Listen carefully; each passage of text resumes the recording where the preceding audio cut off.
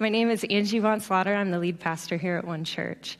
I haven't been here for a few weeks. It's been a challenging couple weeks for Talia and I and our family. Her sister's here. Her dad's here tonight. Welcome. We love you both. You may have heard her mom passed recently, and so we've taken the past few weeks to spend some time, get some rest, and deal with all the things that come with loss and grief. And I won't dive into too much into that because we'll all get emotional, and we don't need that right now. But I just personally want to thank you all so much, just from the bottom of my heart, because many of you have showed your love and support during this time in various ways. So thank you for that. Many of you have contributed, because the thing that people don't tell you is that when someone's sick or when someone dies, it costs a lot of money, which is really unfortunate. And so thank you so much for contributing. And thank you for the people that didn't say anything, didn't do anything at all, but instead gave us space and silence, but held us in your heart, because that was really important as well, and we needed that as well. So I just want to thank you so much for all of that. This community, we've often been on the giving side of this community, and it's interesting to have roles reversed and be on the receiving side of this community. And when you are reminded of how important community is. You're instantly reminded of why you do the thing that you do. And for me, it became ever so clear why we do the thing that we do, that it isn't just to sit here, hear message after message and just play pretend and play church, but really it's about people. It's about people and loving people well. And that is something that I have found here, and I've found gifts in this community that I was reminded of again and again, and some of them that came to my mind were love, hope, compassion, and charity. And I want to thank you for displaying all of that. And I hope that this year we can hone in on being even more of that to not only those within our community, but those so far beyond our community.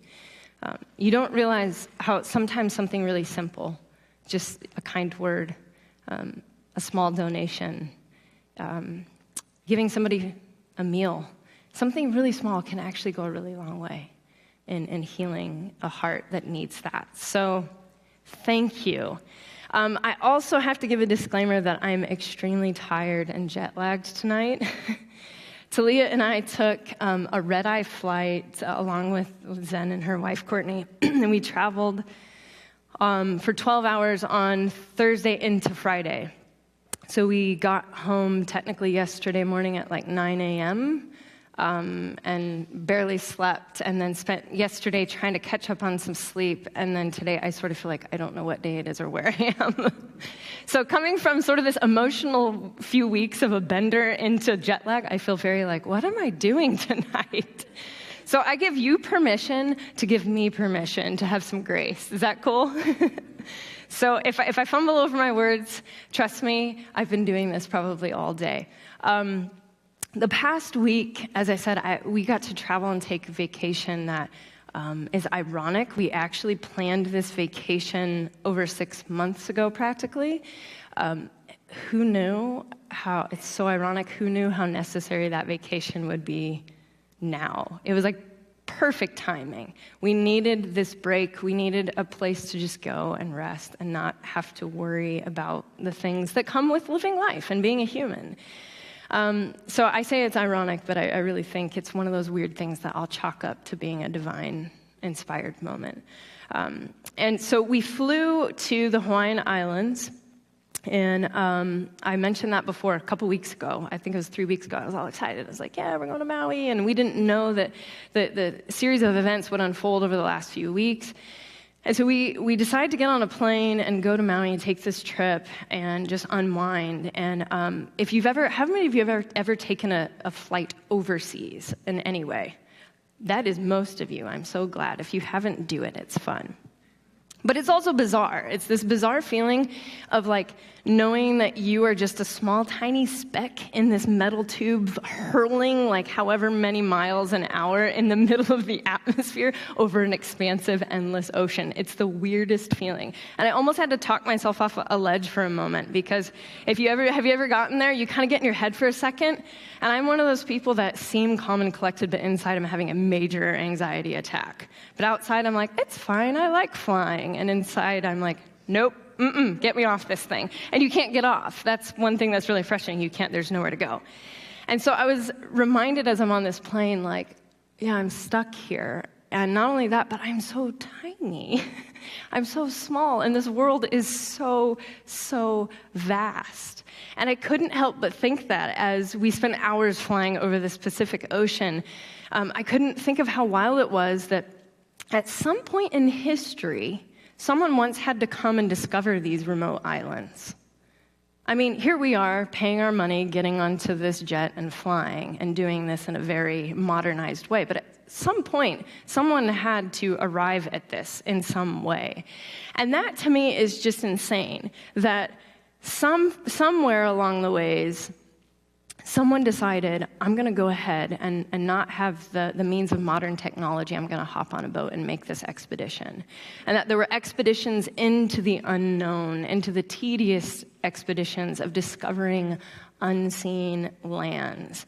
And when I was a kid, I was really into geography, into history for this reason. I loved learning about people and the greatness that they accomplished, because it always inspired me knowing, wow, that person's just a person. We've idolized them into these great historical figures that they are, but so are we.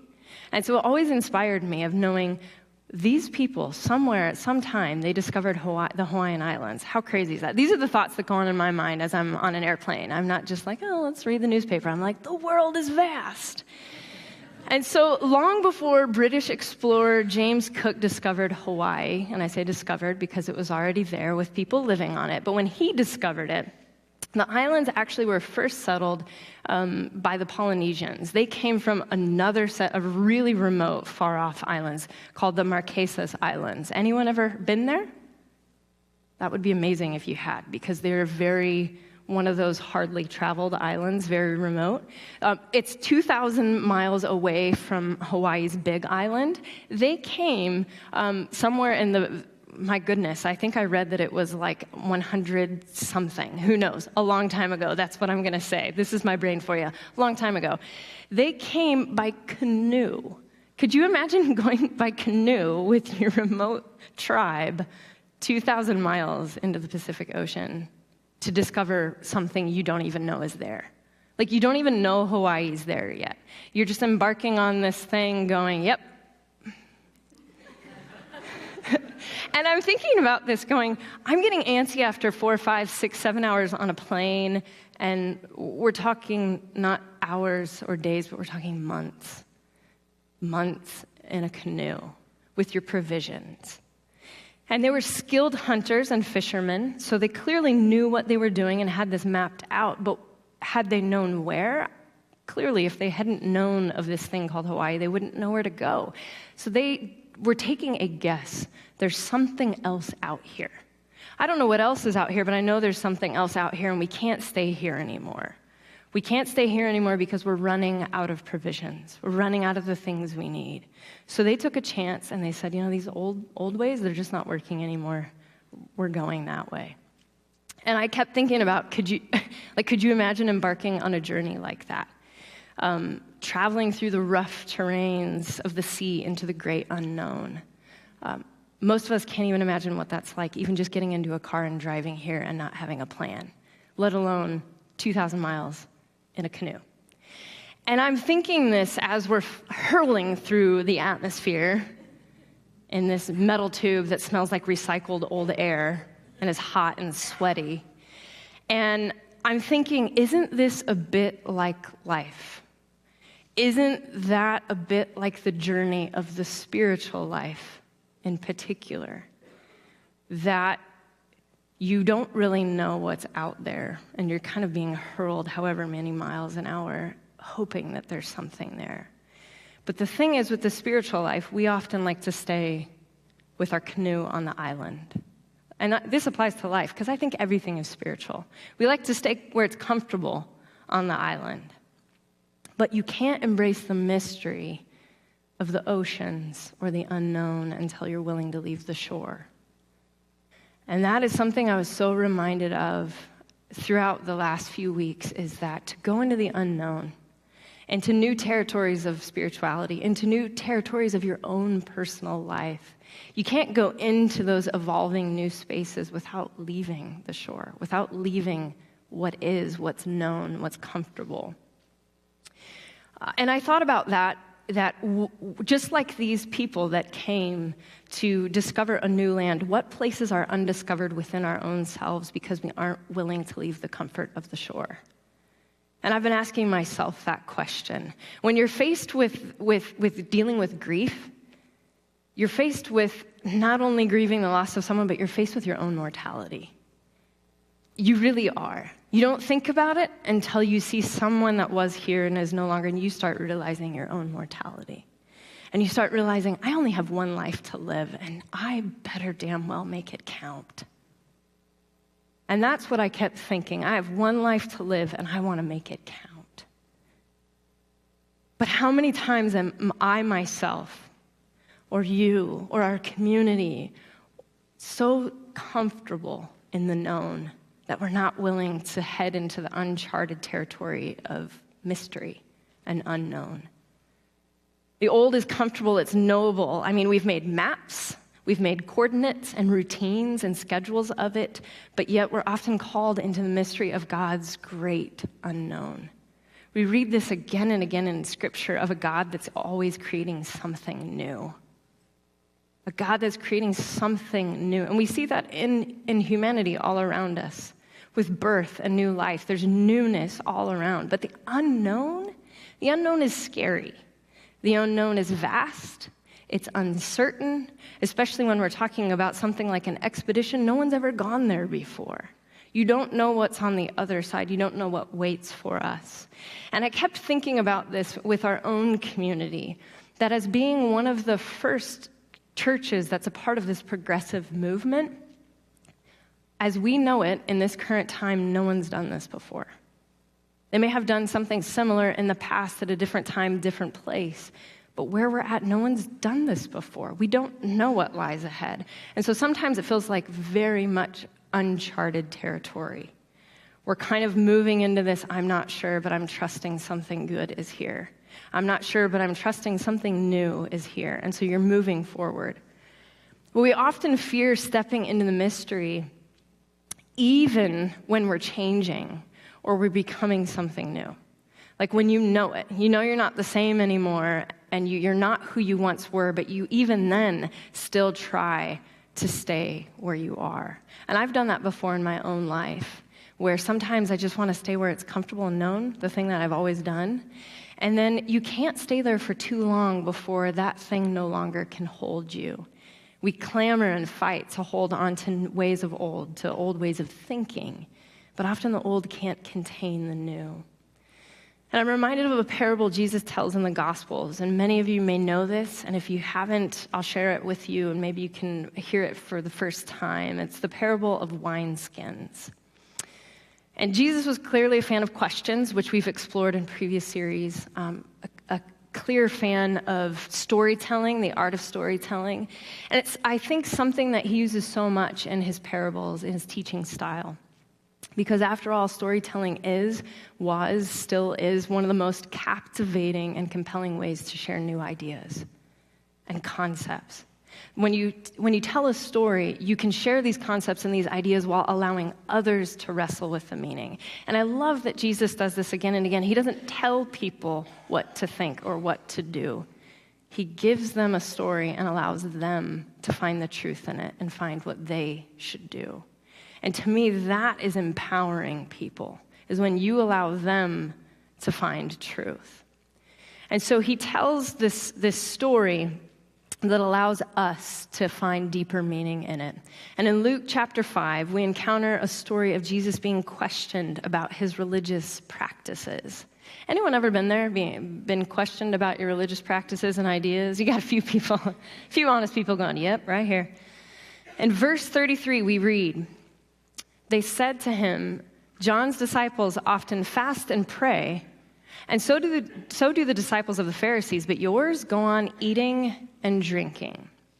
And so just to give you a quick backstory, here we have people comparing Jesus' teachings to John's and the Pharisees. So essentially comparing old ways with new. Like, wait a minute, this is how tradition does things. This is how they're doing it. They're fasting. This is our ancient tradition. This is the way we're supposed to be practicing things. Your followers aren't doing this. Why? You're getting this sort of this, you're hearing that in essence, Jesus is sort of butting up against old ideals and old traditions. And so we have this comparing the old with the new. And then later in verse 37, which he talks a little bit in between, but I really want to focus on this. Verse 37, Jesus replies in a parable and that feels sort of like a riddle. If you're not familiar with the story, it feels a little strange. He replies, no one pours new wine into old wineskins. Otherwise, the new wine will burst the skins. The wine will rut out and the wineskins will be ruined. No, new wine must be poured into new wineskins. And no one after drinking old wine wants the new, for they say the old is better. How many of you are hearing this for the first time? We got a couple people. How many of you are like, what is this? How many of you heard this a few times and you're still like, what is this? That was a trick question because some of you raised your hands thinking you were answering one part of the question, and you're like, just kidding, I know what it means. So you kind of read this and you're like, wait, Jesus, hold on for a minute. The question was, why aren't your followers doing this thing? And then you just went onto this whole rant about wine and wineskins. Say what? Like, doesn't make any sense. But to us modern day readers, and I think the further and further we get into modern society, the less this metaphor seems to make sense. It gets a little bit lost on us. In Jesus' day, people consumed copious amounts of wine, not because wine is amazing and delicious, although that probably was true on some case, but it was actually safer to drink than water. Their water wasn't clean. The wine was actually a safer option. They also used wine to disinfect wounds. They used wine to dye linens and clothing. They used it as an aid for digestion, which I know a lot of you still use that excuse to this day. And they used it for religious rituals. And so winemaking would have been a large part of their society. It would have been very normal. As a matter of fact, a lot of winemaking was done by the family. So they would take off, which is still really gross to me, but they would take off whatever shoes, not these, whatever they were wearing, sandals, and stomp on the grapes. And it became a family making affair with this. So when Jesus is talking about wine, we get that for his day and his time, this is something they're very familiar with. When he's talking about wineskins, it's something they're very familiar with. We're not, so we're going to go there in a minute so that we can connect some dots. We cool with that? So how they stored their wine is super important to get this whole metaphor, to understand where Jesus is going here. So wine was stored and left to ferment in animal skins, typically the skin of a sheep or a goat. And as a vegetarian, that's disgusting, but it's fine. So it most likely looked something like this. And I know some people are like, oh, sorry if you just ate dinner. This is most likely what it would have looked like. A lot of people show you the little nice canteen images, but this is probably more accurate for the time because they would have actually strung the animal skin up by its legs and poured the wine into the opening of the neck. Yes, it's very morbid, but we're going somewhere, people. Hang with me. Hold on to your stomachs. So the thing that's interesting about the wineskin and this whole process, this fermentation process, they needed a container for the wine first. So they needed something to put it in. And they found that this would have been a wonderful vessel to put wine in because fresher skin actually allowed for its expansion.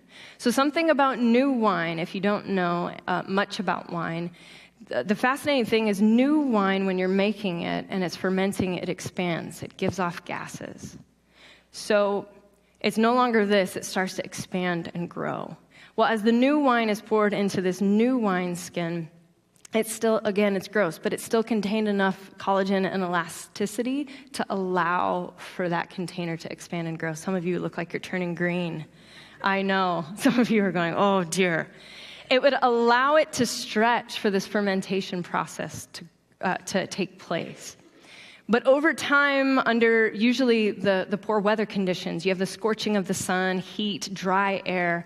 What would happen is this wineskin would become really brittle, and its expansion, its capability to expand and stretch would pretty much diminish. So if you were to then take new wine, something fresh, something new, and put it into this old wineskin, it would break. It would crack, and it would break.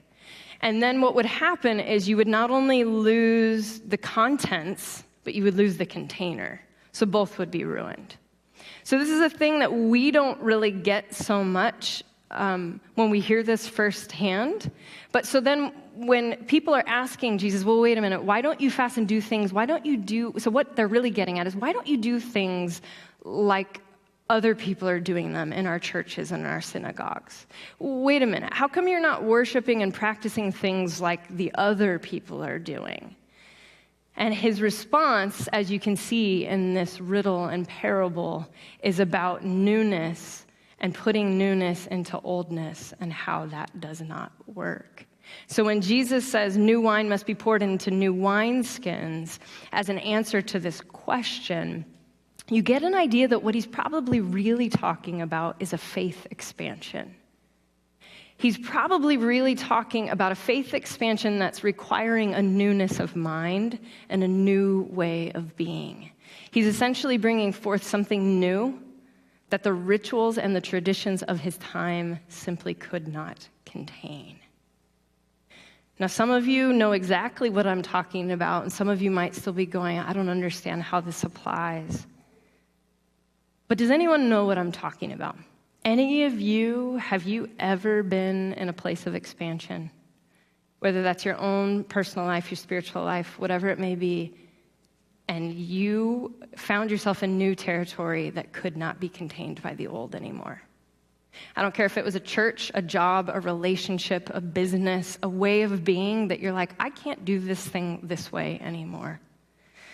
Your faith, if we want to talk about faith, your faith led you to most likely some doubts, which led you to deep questions, which, if we're honest with ourselves, led you to a lot of expansion. And a lot of times we don't talk about that. We say questions and doubts are welcome here. We oftentimes don't talk about what happens when we ask the questions and the doubts. When you ask the questions, that means you're seeking. When you ask the questions, that means you're no longer content with the ways of the old and you're experiencing something new. When you're experiencing something new, it cannot be contained in this old way of being. And you've experienced life and God in new ways that you couldn't contain anymore. And if I'm honest, I think this is probably why many of you have left your previous churches, because you were experiencing new wine and the old wineskin could no longer contain your expansion. Anybody with me on this one? I know I'm asleep, but you all look like you're asleep too, so maybe I need to shake it off a little. But do you know what I'm talking about? There we go, we're getting old school. I was raised Pentecostal. Anyone know what that word is? Hallelujah. So if I start getting a hanky, don't worry about it. Just be like, amen. A lot of you have left your previous churches because of that. Because you started asking the questions that couldn't be contained in your old containers. And I know many of you personally and your stories where you have said, hey, yeah, well, I had this one question about the Bible. I had questions about God. I had questions about Jesus. I had questions about eternity, life, homosexuality, sexuality in general. I had questions about ways to be in the world and racism and violence and how does this all fit? And you start asking the questions, and you find real quick whether that container you're in allows you to expand or doesn't. And if it doesn't, it becomes very rigid, and you discover that two things will usually happen. You trying to force your newness on them might actually hurt them and also hurt you. You cause both the container and the contents to break. I learned that lesson the hard way, I think, many, many times, as I was having these new revelations that I very much felt were real, these new revelations of the divine, of who I was becoming in my own life and who I was understanding God to be for me. And this is the thing I'm understanding about God, is God is something very different to each and every one of us, and that is okay. And I think that's the point, is we each have our own unique lens of the divine. And as I was having these new discoveries, I would share them with people of old, and I discovered really quick they couldn't handle it. It would either make them angry or frustrated, or I could tell it was like too much too soon, like pulling the rug out from someone, and then they were really shaky. It wasn't healthy for me or them. And so in this expansion, a lot of us have realized, well, wait a minute, we can't be in that old container anymore. But what do we do with this newness? What do we do with this new wine that we're experiencing? And I think that's why many of you are here, right? Because our mission that we say almost every single week is that we're a safe place that reflects the inclusive love of God. And I think that's why many of you are here, because we're a safe place for you to explore your questions and doubts. It's a place for you to go on your own spiritual expedition, if you will. Grab your own spiritual canoe and start rowing and be like, what's out there? And it's a healthy space for you to do that so that you can do that without judgment or without fear of being shoved into a religious box or container. I feel like many of you, that's why you're still here. Because sometimes when you experience newness, your old ways can't contain it. And sometimes when you're going through a shift or an evolution, the other thing that happens is we try to conform to still fit in that container. Because sometimes change is just plain difficult. Am I honest? Am I right? Anybody? Sometimes change is just plain difficult. Maybe the way that you've been living, you have friends there, you have a tradition, you have a system, a way of being. Whether that is your church, whether that's, a relationship or a business, sometimes change is difficult and we just want to ignore this change and just stay comfortable with the way things have always been. And so sometimes we can do that with change, try to conform ourselves to fit this old container. Yet the old ways can't contain the new. You need a new container that would allow for expansion. You need a new container that has some really gross, fresh collagen that allows for some stretching, some growth. And I love that Jesus talks about that, because what he's really talking about, probably amongst a lot of other things, because there's a lot of stories going on in his parables. When Jesus talked about the wine and wineskins, we today might see it this way. We might see wine as our spiritual experiences and the wineskins as religion. And that might be a good way to put it. Now, religion, let's say, isn't bad. We do need a container. Like, you have to have a container to put the wine. If you don't have a container of any kind, then what happens to the wine? It's just on the ground, right? You need a container. So if we can reframe that as religion sometimes helps us with a framework. It helps us with a framework, but a lot of times we get real focused on the framework and we make the framework the container or the contents. Does that make sense? We often focus on the container and make that the fresh new wine, and that's not the fresh new wine. That's just the thing holding it so that we can understand it. Because without some sort of container, spirituality is just so abstract. I'm super comfortable getting abstract. Anybody familiar with the Myers-Briggs? Anybody in here an NF? If you're a person that's an NF of any kind, you're usually the person that's fine talking about all the ethereal pie-in-the-sky stuff that actually doesn't make any real concrete difference in the moment. You're comfortable there. How many of you are not an NF in any way? We got a few. My wife raised her hand. This is why I will go on forever talking about, and what if the world is this? And she's like, yeah, but what does that mean? And I want bullet points, and how do we do this? And like, I want a plan. I want a plan. And so I love that because we are so polar opposite. It's not even funny. And I like that because it's like, I'm comfortable talking about the what ifs and the hypotheticals, but then we have to go, well, wait, what does that actually mean? Let's get rooted in that. And I think that's where this framework comes into play. If we don't have any kind of framework at all, it becomes this ethereal talk that kind of can get lost and over our heads and doesn't make any sense. So if we see Jesus talking about this, again, as I said, wine is sort of this spiritual experience that you directly have, and skins as the religious container, if you will. So there's a lot of things that I've had bouncing off in my brain, but I want to hear from you because I love, as a matter of fact, I've said this so many times. Well, first of all, how many of you were here when Brian spoke 2 weeks ago? Got a couple people. I love what he did. How many of you liked the discussions? Got a couple people? How many introverts hated it? Chelsea, got you, girl. I liked it because what I love is it allows for us to actually have dialogue instead of a talking head. And I love that he did that. Now, our place isn't as conducive to roundtable discussions. As you know, talking in rows and pews is really challenging. But I'm glad that he took the risk anyway and said, hey, let's go ahead and do this.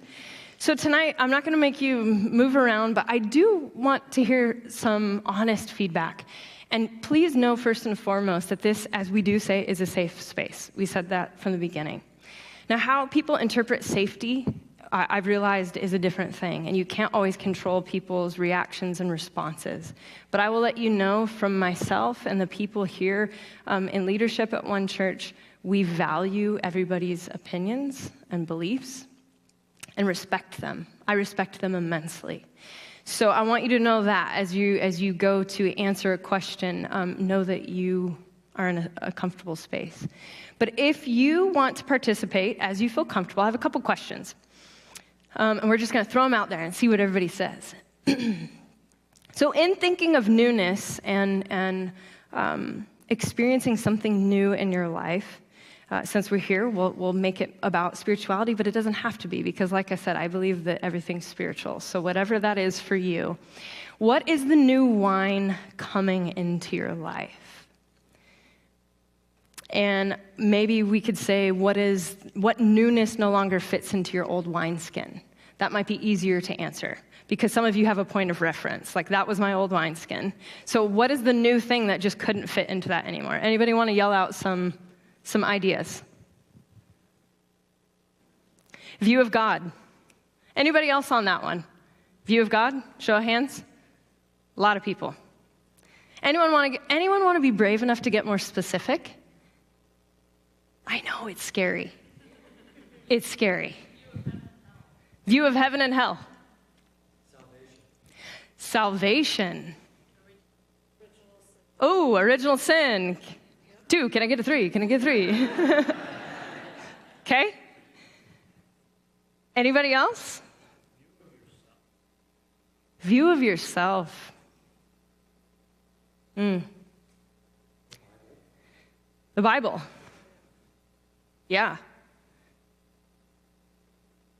That it should be the Bible, so you're told it should be taken literally, and you're like, I don't know about that anymore. And the old container is doing what? Okay? What's that? Violence. Violence in pertaining to... Yep, so you're examining violence in the world and going, wait a minute.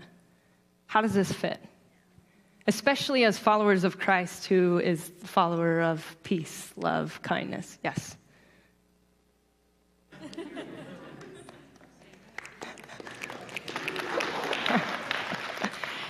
Insiders, outsiders, yes. Who's in, who's out? And who decides? Now, that was one thing that I started to question often, was, wait a minute, who decides? I used to have in my head sort of this, like, okay, hierarchy, like, here's God way up there, and Jesus, and then there's these people, the people that decide. Who are those people? Like, I don't know, my pastor, the deacons, like, Christian thought leaders, these people, who are the people that decide who's in and who's out? Yeah, I questioned that immediately, and then I thought, wait a minute. I don't think anybody decides who's in and out. I think that's between God and I. And that was a huge wake-up call, and let me say, that doesn't go over well in the old wineskin. Anybody else?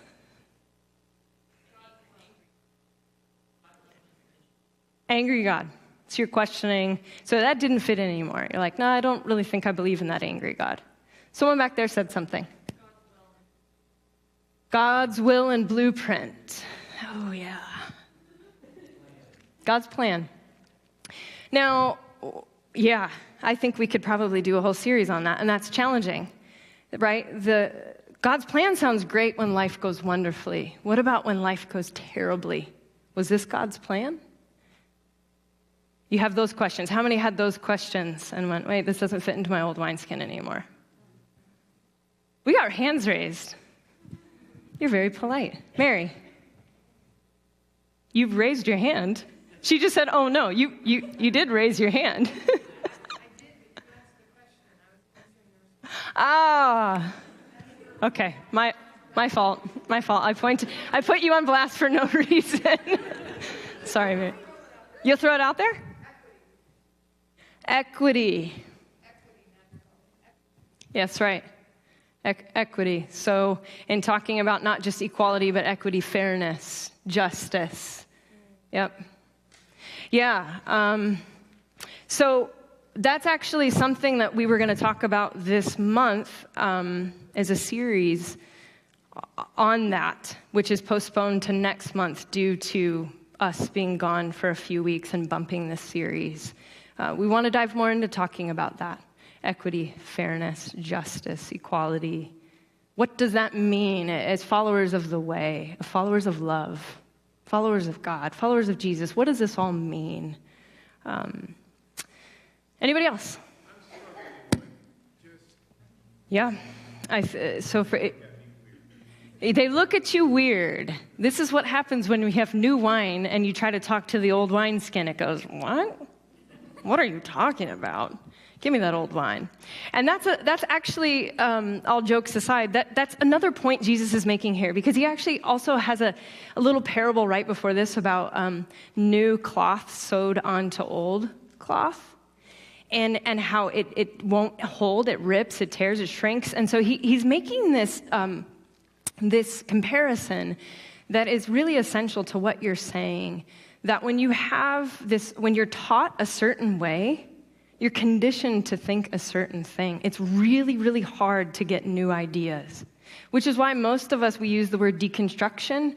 It's why most of us end up having to deconstruct our faith, because you almost have to tear it all down to start over to find something real and authentic. And he's addressing to the Torah, and how a lot of rabbinic teachers will say, you need a new Torah scholar to be learning these new things, because an old scholar isn't going to obtain these new things. They won't get it. They're set, if you think about it, set in their ways. It's kind of like you can't teach an old dog new tricks. That same sentence kind of is what Jesus is saying here. Maybe that's what we should say in Luke chapter 5. You can't teach an old dog new tricks. That's kind of how this feels. Anybody else have anything they want to add to old? Yes. Okay, so first of all, props to her. She's an archaeologist. Thank you for making our world a more fun and creative place of discovery.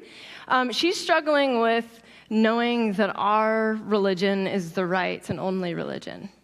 Yeah.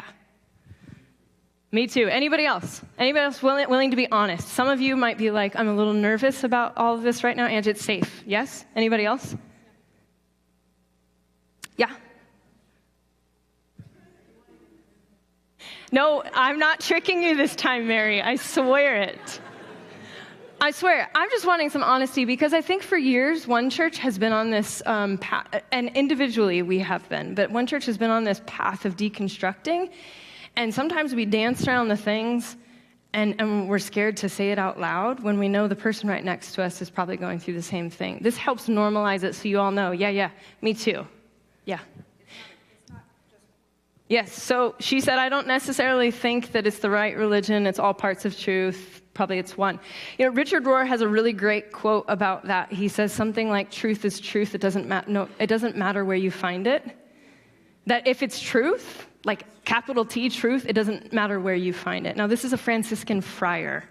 This is someone who follows a very strict Catholic teaching, and he is like, truth is truth. It doesn't matter where you find it. When you find it, that grabs a hold of your heart. It digs in deep.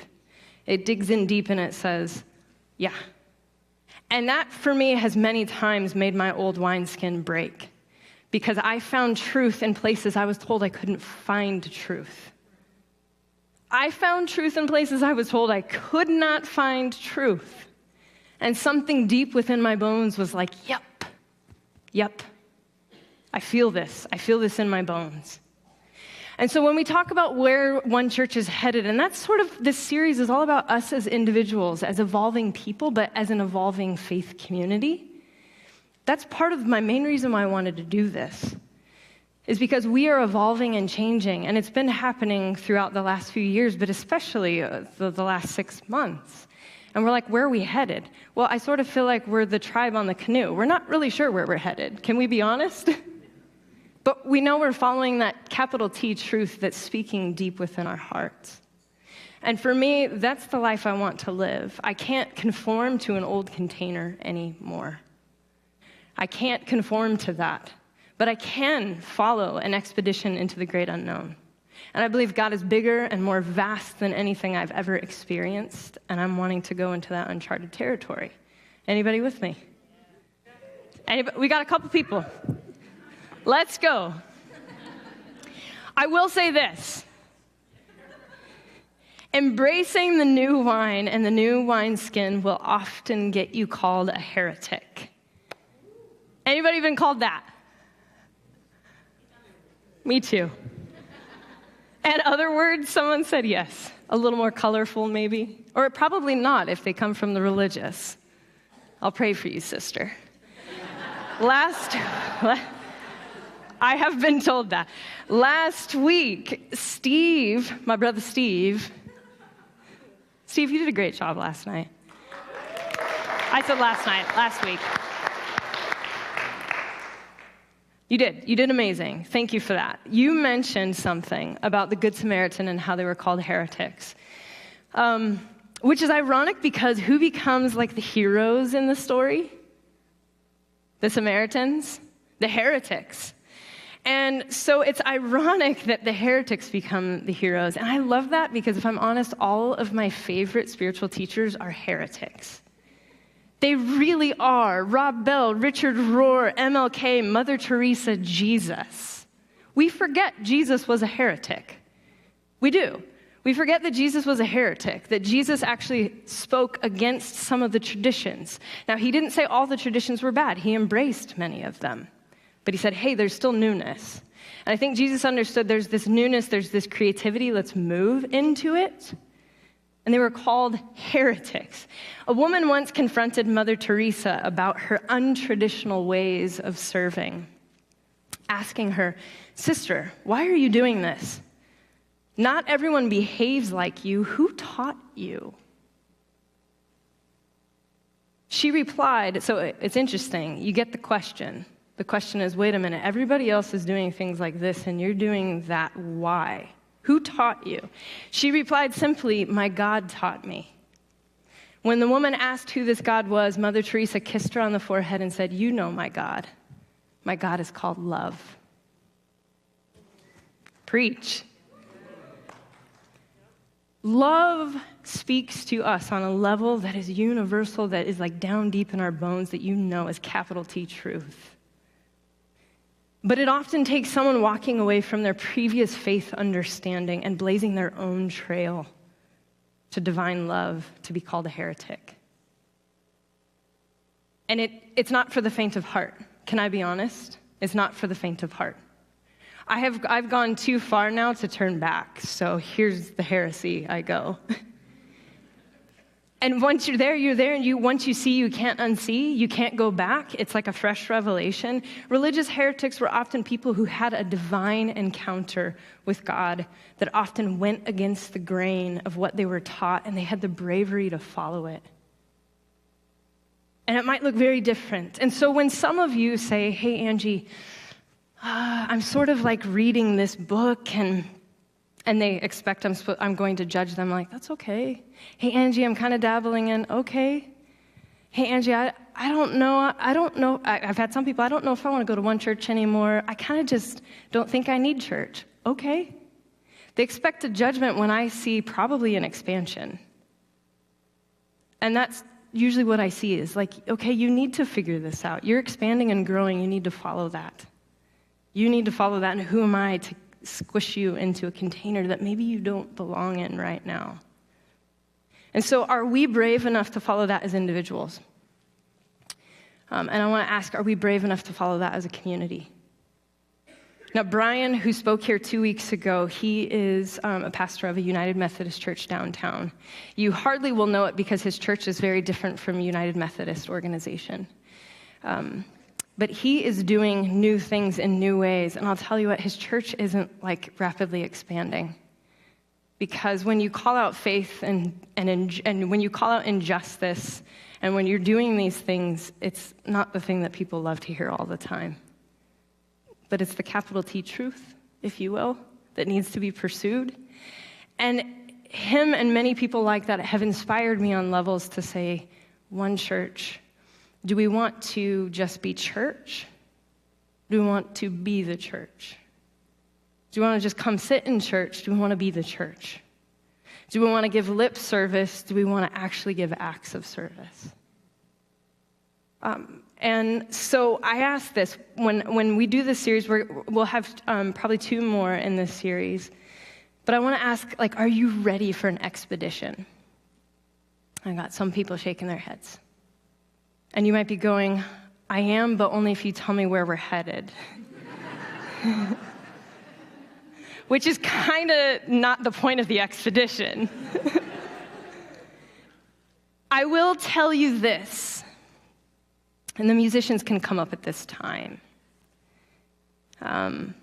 Last week, Steve also asked a question that I don't want to let slip by us. So it was... I find it so worthy of when he asked it that it should be re-asked and put in our heart. He said, could you imagine what it would be like if this year we didn't focus on dogma and beliefs, but instead this year would be a year of love and justice? So, as we go the next couple weeks and we unfold a little bit of what I hope to see for this community, that sentence, that question, that's exactly where I see One Church headed. So maybe I don't know what that island is where we're going. I don't know what it'll look like when we get there. I have no idea. I've never been there before. You've never been there before. But you're here obviously because you want an unconventional church. Otherwise you wouldn't have a purple-haired lesbian pastor. Am I right? You wouldn't be here.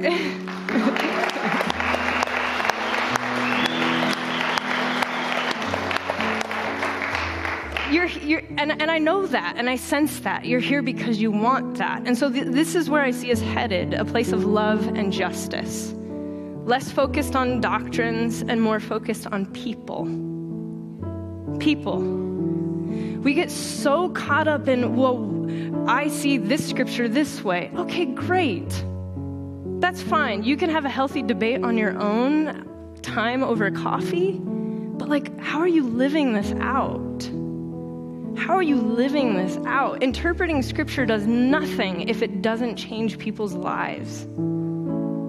It has to change people's lives. And so I want to be less focused on doctrines and more focused on people.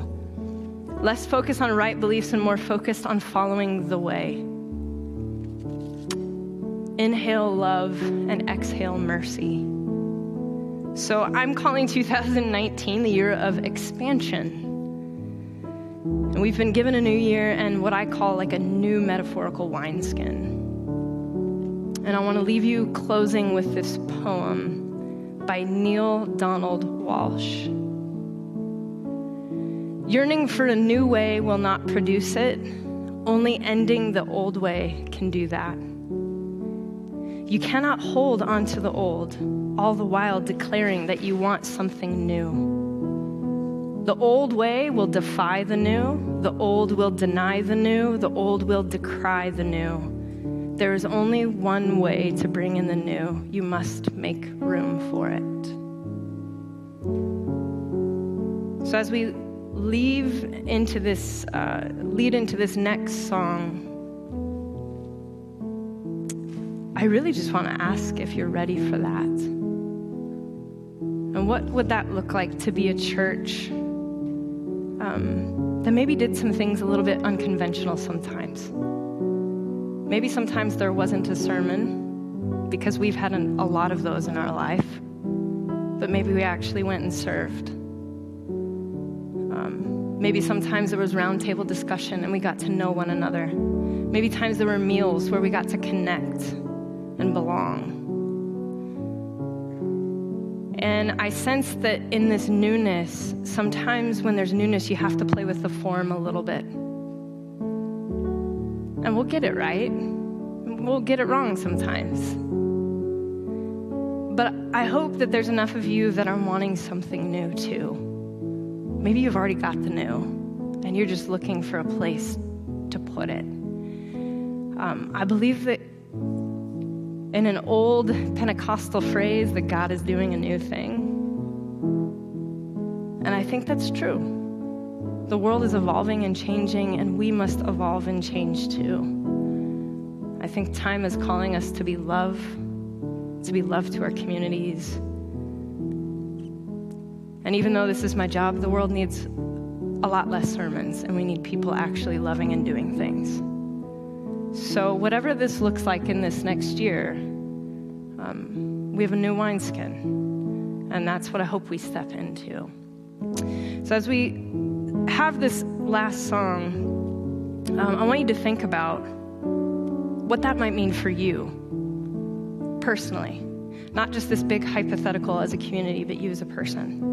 What does that mean for you in this community? But even more than that, what does that just mean for you to embrace the new and let go of the old?